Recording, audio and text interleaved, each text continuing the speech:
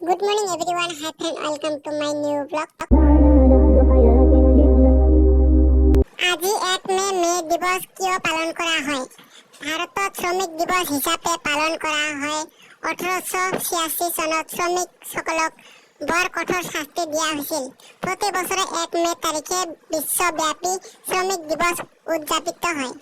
পৃথিৱীৰ বিভিন্ন প্ৰান্তৰে শ্ৰমজীৱী মানুহৰ আৰু শ্ৰমিক সংগঠনসমূহ ৰাজপথত সংগঠিতভাৱে জড়িত আৰু শোভাযাত্ৰাৰ মাধ্যমত আজিৰ দিনটো পালন কৰা হয়।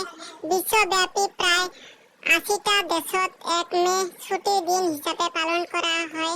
ইতিহাসৰ ভিতৰত 1923 চনত ভাৰতত প্ৰথম মে দিৱস পালন কৰা হয়।